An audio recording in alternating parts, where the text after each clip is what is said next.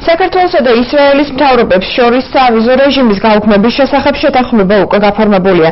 შესაბამის დოკუმენტს დღეს ხელი შინაგან საქმეთა სამინისტროში მოეწერა. საქართველოს მხრიდან შეთანხმებას საქართველოს შინაგან საქმეთა მინისტრის მოვალეობის შემსრულების რანგში ხელი მოაწერა ირაკლი ღარიბაშვილმა, ხოლო ისრაელის მხრიდან ისრაელის სახელმწიფოს შინაგან საქმეთა მინისტრის მოადგილე ფაინა ქირშენბაუმმა.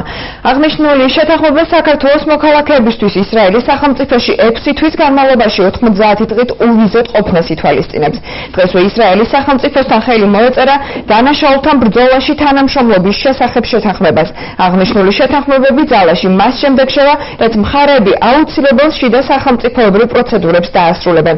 ინფორმაცია შინაგან საქმეთა სამინისტრო ავრცელებს.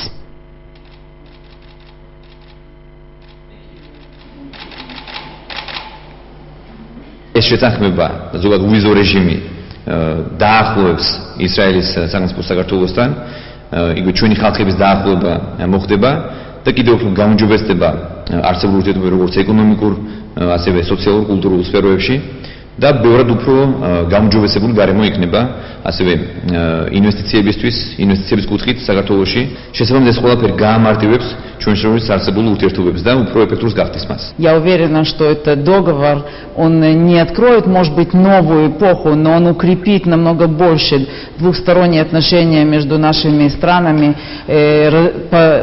будет способствовать развитию отношений как туризма и вообще бизнеса между нашими странами. Я уверена, что это намного облегчит и поднимет наши отношения на новый уровень.